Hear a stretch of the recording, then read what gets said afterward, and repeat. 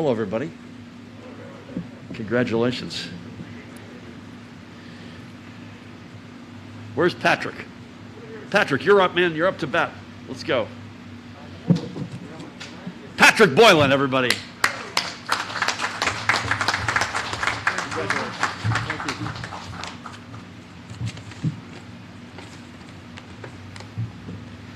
Good morning. First and foremost, I'd like to thank Governor Murphy for taking the time to host this ceremony today, and everyone for attending the graduation ceremony for New Jersey Transit Locomotive Engineer Training Program, Class 1901. My name is Patrick Boylan, and I'm proud to be a member of Class 1901. It is my honor to be the guest speaker for today's ceremony, and I'd like to thank New Jersey Transit and especially my instructor, Brian Ritter, for giving me this opportunity. A bit about myself.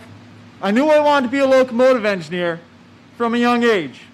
Growing up, I'd hear the train horn on a summer evening and know that my neighbor's dad would be walking home from the train station soon. That's what we do. We bring people to work, and at the end of the day, we bring them home. Later in life, I started taking that same train to high school. Any chance I got, I'd ask the crew how everything worked and how to become a locomotive engineer when I got older. At 19 years old, I enlisted in the United States Air Force and served 6 years providing missile security at one of our nation's missile bases. When I entered the locomotive engineer training program, I was surprised to see how many similarities there were between becoming a locomotive engineer and missile security. These two jobs are seemingly nothing alike, and yet both engineers and missile security need to be subject matter experts in their field. Both engineers and missile security need to be alert at all times. Both jobs require a lot of memorization and memory recall. Certain rules and definitions need to be memorized verbatim, or else they could lead to a safety hazard. Lastly, these two jobs are similar because they both work 24/7 through all types of weather and environmental challenges to complete the mission in a safe manner. Instead of protecting our nation's missile deterrence, my new mission has become a promise to my crew and passengers that I will get them where they need to go and to the best of my ability, safely and on time. In front of us is LETP Class 1901. They are the product of almost 2 years of training, and I couldn't have been part of a better group of students. They're some of the brightest people I've ever had the pleasure of working with. They come from a diverse background. We have some prior railroad workers, former mechanics, a forestry firefighter, EMTs, prior and current military, a physical therapist, and we even have a former postman to help keep us moving through snow or rain or gloom of night. This class has come together as a team, time and time again, to help each other study, to challenge each other with questions, and to pass on the knowledge they have on subjects they're familiar with and what they had learned during their riding and train handling assignments. Every person in this class has helped the whole group succeed in their own way. I want to thank all of our friends, family, and significant others for standing by us and being so understanding of the amount of time we had to dedicate to studying and the various round-the-clock hours we had to work during train handling and will continue to work throughout our careers. Last but not least, Class 1901 and I would like to thank our instructors. When I was in the military, we had a saying: the more blood, sweat, and tears spent in training, the less blood, sweat, and tears spent in combat. Our instructors were tough, yet fair. The more we got to know them, the more we realized how much time, thought, and effort they put into training us. When we had class with our instructor, Lamont Sims, he had a saying: study everything. Anyone who knows how thick our books are knows this is a broad statement. But Lamont was preparing us for our future roles as engineers. He taught us this simply means, be prepared to handle whatever comes before you. We'd also like to thank Brian Ritter for instructing us and for coordinating our train handling assignments. Brian is the type of guy who, when no one else knows, Brian either knows it or knows where to find out. We worked with Matt Noel on special assignment. Matt used his experience as a road foreman to go over current events and to teach us real-life applications of the rules we were learning. In 1B, we had Steve Fecco and Scott Carter. Steve taught us in depth the inner workings of the locomotives, while Scott went over where everything was on the equipment with us. During the uncertain times when the COVID-19 pandemic was still in its early stages, instructor Jessica Theophalt provided the class with remote, scenario-based training. She helped keep our rules knowledge fresh through the pandemic. Other instructors we'd like to mention is Kenneth Madge and Tamara Williams for their assistance with the class during exam times. We'd also like to thank every instructor engineer we had the pleasure of working with who mentored us and allowed us to hone our skills during train handling. To everyone, thank you again, and congratulations to my classmates, class 1901.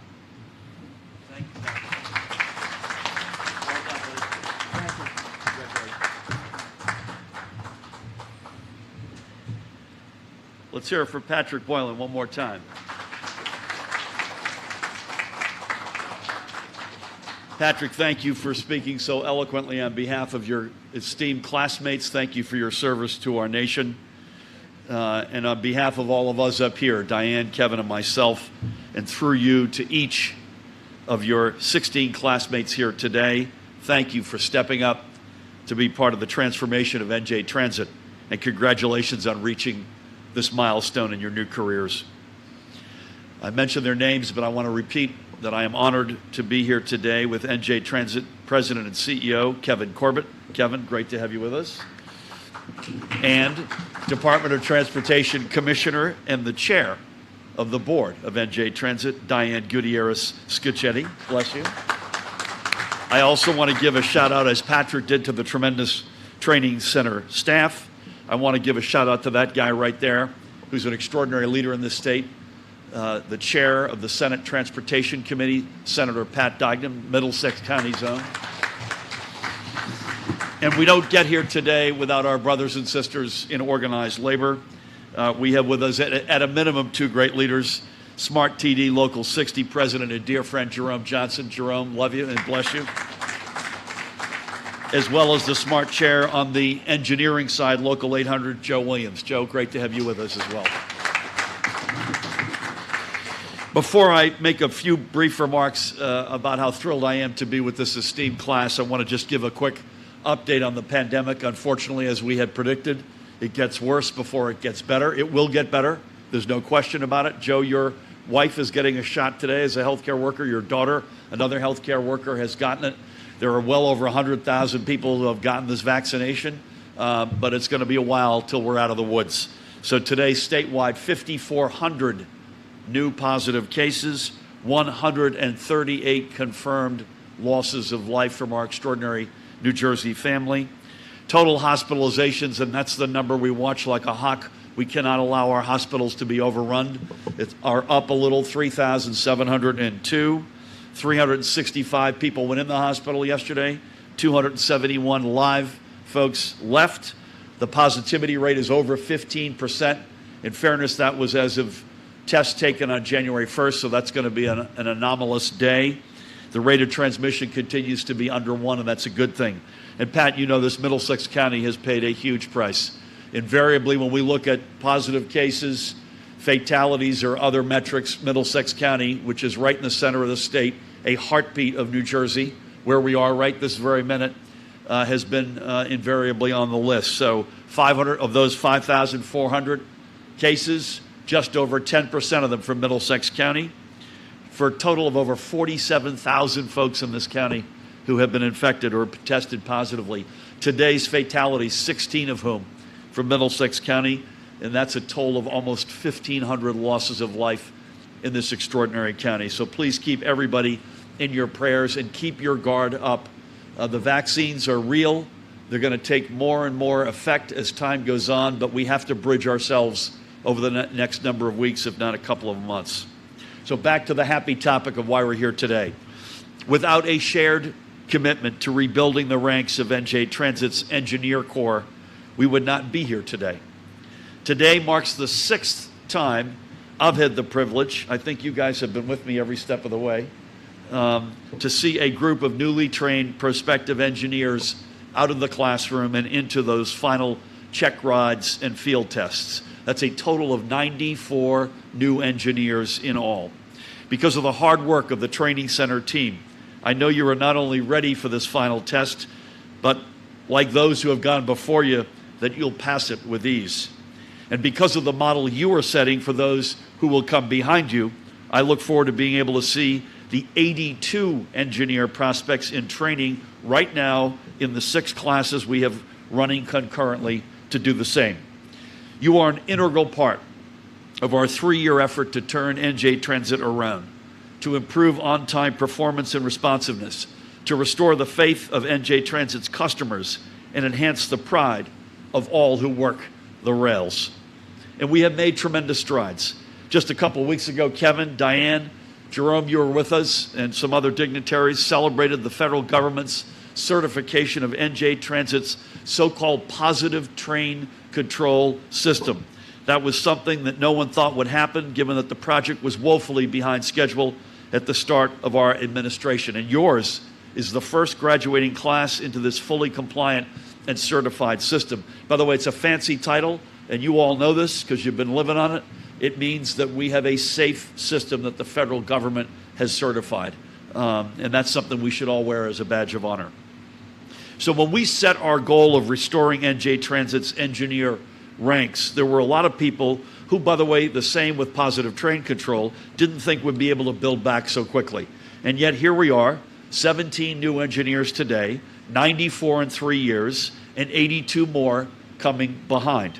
We're proving that with the right team and the right dedication, we can once again make NJ Transit a national model for safe, accessible, and well-run mass transit.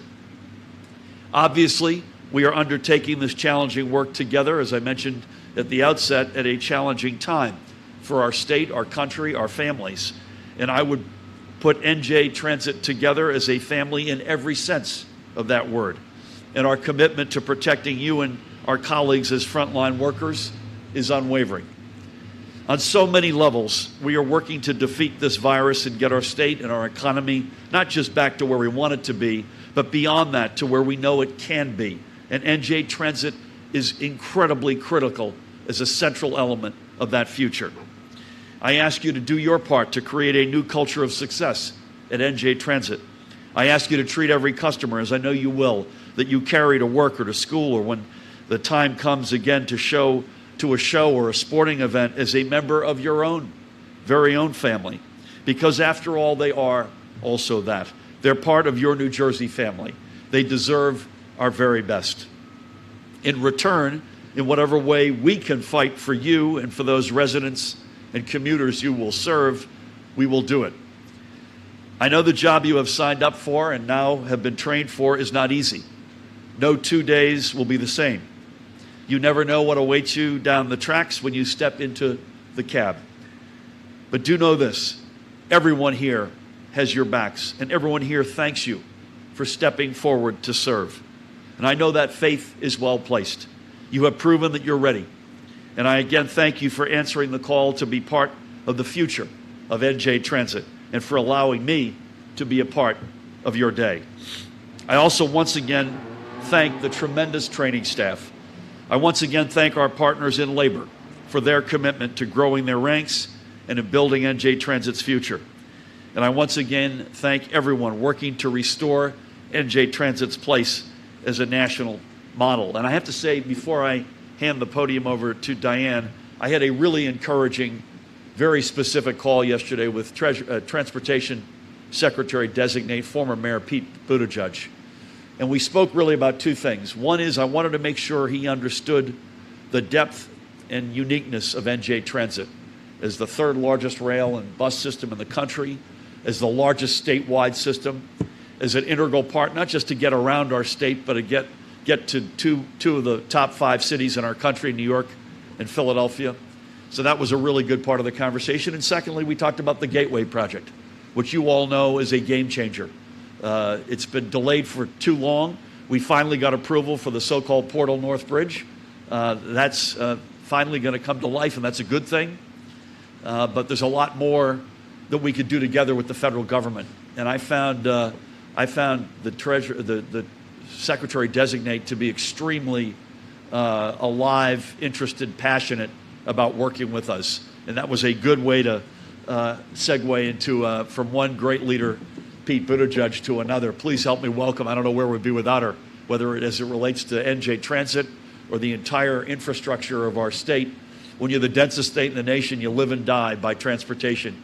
And we have the best transportation secretary in the country.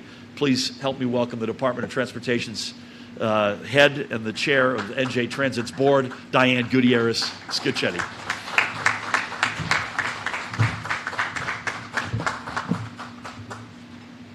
Thank you, Governor. I join with the Governor today and the entire leadership team and board of New Jersey Transit in celebrating this new chapter in your professional lives. It was very interesting, Patrick, to listen to the walks of lives you all came from. But today you join a new family, a family where we work hard together, we stick together, and we continue to go through the work to transform New Jersey Transit back to the national model that we had been known for. Over 10 years, we lost tremendous ground. But as your class comes on board, we become that much closer to be able to provide the on-time service that our customers expect of us. It is a big responsibility. But the Governor's words said it all.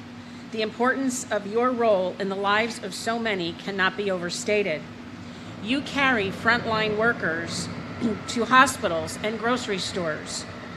You carry caregivers to their patients. And when the world returns to its normal sense, I hope, you will carry people back to their daily routine. I am truly grateful for your dedication to learning this craft. I am impressed by your commitment to follow through in some of the most difficult times. And as the Governor said, operate as a team. Patrick, I believe you pointed that out in your remarks too. As a team, we have your back. Welcome to the New Jersey Transit family. Thanks, Gov. Thank you, Diane. Thank you, Diane. And thank you for all you do. You know, it's hard sometimes to remember how far we've come, but remember, as you all know, and you all are joining the ranks, the NJ Transit reality that we inherited was a lessening of the numbers of engineers in the ranks, such that we had very few degrees of freedom. So when anybody was rightfully took a vacation or was sick, we were running too close to the bone. And you are yet another wave of the bullpen that we had promised we would deliver, and thanks to you, we are. Diane, again, thank you for leadership. Please help me welcome another terrific leader, the President and CEO of NJ Transit, Kevin Corbett.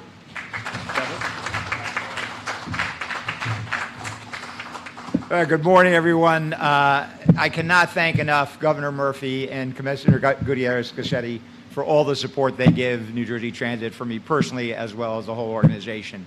It really is a family, Diane, and you certainly are the head of it, along with the Governor. It's also great, though. Also, would like to tip my hat as well to Senator Digan. Pat, you have been a great supporter in the legislature, very much appreciated. And of course, Jerome, great to have you guys today. And as always, great working together through all we've been through the last few years. And it has not been easy for all of us, that's for sure. I think celebrating as Patrick, thanks for your opening. I want to thank you as well. The fact that you have Air Force background, that's good. That's good. Navy, that's all right. If you were Marine, I don't think you would have been able to get through the screening test. We try to screen out the Marines. Tell that to my son. When you look at the rigorous training and you rightly addressed all the mentors you had in the program, it really is a milestone that a lot of people don't realize how challenging it is, and it was only made that much more challenging with the circumstances of COVID. I think as the governor alluded to, and the commissioner, when we arrived nearly 3 years ago and began to recruit, we started, as the governor alluded to, 11 locomotive engineering training classes, 5 in 2018, 3 in 2019, and another 3 in 2020. Compare that to just 10 classes, that's 11. Compare that to just 10 classes that were started during the previous 7 years in total. Once the class is fully qualified, as the governor said, that we will have added 94 new locomotive engineers. And if you figure on average, you're going to do 4 trips each call. So, think of the number of trains that don't go out and that we were not getting out when we did not have the engineers. And again, we're right now a net gain of 55, as the governor says. We are on our goal is 390, and we're on track to do that with our next graduating classes. And to borrow a phrase from the governor, there's no spiking of the football. Even when we have the full roster, we're going to make sure that we maintain a full pipeline of trainees, that we don't let our guard down that has been done in the past. And in fact, we have another class of 24 trainees set to begin on February 10th to replace those who, naturally are going to retire at a certain stage. Which gets me on the way to work this morning to Newark. I was on 6610, whatever, pretty much my regular train, and talking to the crew, and mentioned today's event, and about one of the engineers of the class of 1801 who's working on the Hoboken division. And when we started talking about what the conditions were like nearly 3 years ago, and looking at what you're entering now, it made us both joke that we're beginning to sound like Jethro Strunk. They really started to feel old. Governor, commissioner, graduates, as we stand here today on the cusp of a full roster of engineers, I think of where we were in March of 2018 when that first of 5 classes, 1801, began that year. This is, as we look now, the joke I made to 16010, I may be feeling old, but I'm feeling old and happy. And I really am happy because all of you will be certified as engineers at probably is the most exciting time for New Jersey Transit, and a very different organization, as the governor alluded to, than what we joined 3 years ago. I think when you look at when we started with 1801 in March of 2018, most people thought, as the governor touched on, had absolutely no chance of making the federally mandated PTC interim milestone of installation by December 2018, never mind the December 31st, 2020 deadline of full PTC certification. That was viewed as a pure fantasy. There was certainly no relief in sight for our aging 40 to 50-year-old rail cars and locomotives. And today we have 25 dual-mode locomotives on order, with the first arriving later this month. And in 2 years, we begin taking delivery of 113 new self-propelled multi-level rail cars. Back then, New Jersey Transit did not have a 5-year capital plan or a 10-year strategic plan. Back in March of 2018, many long-stalled capital projects were still on the planning board at best. In 2017, New Jersey Transit had just $60 million of hard money construction contracts on the street. Today, despite the many challenges of responding to the COVID-19 pandemic, we are currently advancing more than $4 billion in construction work out of our $17 billion capital plan. And I know while many of you were out on the rails conducting your field training, you saw some of those projects currently under construction. To name a few: the Raritan River Bridge, the Long Slip Fill and Enhancement Project down in Hoboken, the County Yard Delco Lead Storage and Inspection Facility in New Brunswick, Elizabeth, Perth Amboy stations, to name just a few. And of course, as the governor touched on, the $1.8 billion Portal North Bridge, which we'll soon have the full funding grant agreement with shovels in the ground later this year. All these projects will not only direct benefit all of you graduates by significantly improving the infrastructure you'll be traversing every day, they will also allow New Jersey Transit to play a significant role in New Jersey's economic recovery following the pandemic. So all of you graduating this class should be extremely proud to be a part of New Jersey Transit at what I would consider is the most exciting time in the agency's history. And don't ever forget the critical role you will have in delivering the first-class service our customers deserve. I want to congratulate you all again on this great achievement. And now I'd like to take the opportunity to recognize all of you individually. When I call your name, please stand and give a little wave so we can all see you, and then you can be seated. After I call the name of our last student, I'll ask the governor to come back to the podium for some closing remarks. And as soon as the governor concludes his remarks, I'll ask all of you to stand in front of your seats with your certificates in hand for an appropriately distanced group photo. So let's begin with the honorees. First, George Bond IV. Patrick Boylan, want to take a bow again? Walter Camacho. John Cambria. Nico Cortez. Liam Coyne. Donald Gaglione.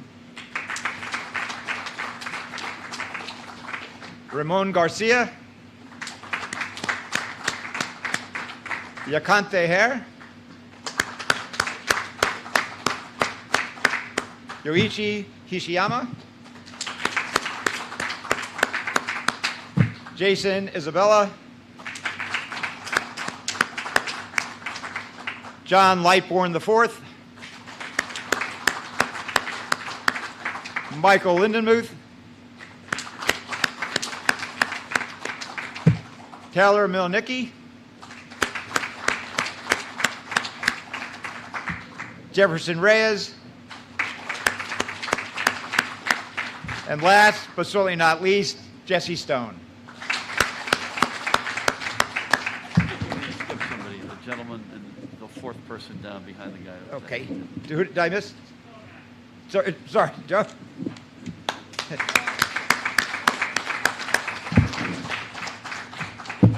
Yep. And now, Governor, back to you. Thank you, Kevin.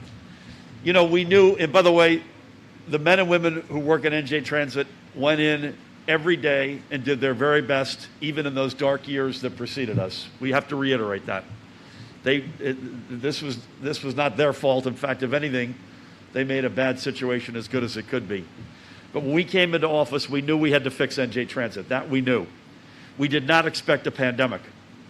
And I wouldn't say this is in any way a silver lining, but I do want to acknowledge that during 10 months of a pandemic, you all are graduated. Other classes have graduated. We're buying the capital stock that Kevin talked about. There's a capital plan. There's a strategic plan. There's the achievement of positive train control. And I would just say we will get back to normal, Diane. As you said, we're going to get back to going to shows and ball games and some semblance of normalcy. It won't be right away, and it won't be exactly probably what it used to be, but we'll be getting back largely to doing the stuff we used to do. And when we do, you all will be there leading for us, and the passengers will see an NJ Transit unlike anything they've ever seen before. And that's our commitment. So Diane and Kevin, thank you. Pat, bless you, and thank you. Jerome and Joe, to each of you. To the members of this extraordinary class, congratulations. Let's go down and take a class picture. Thank you all.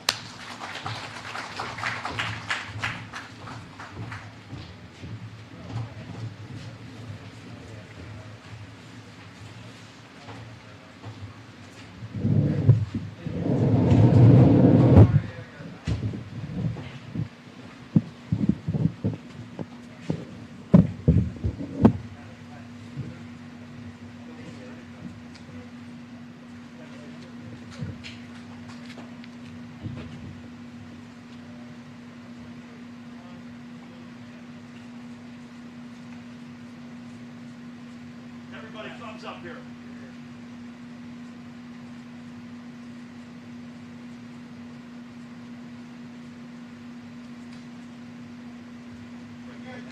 Congratulations.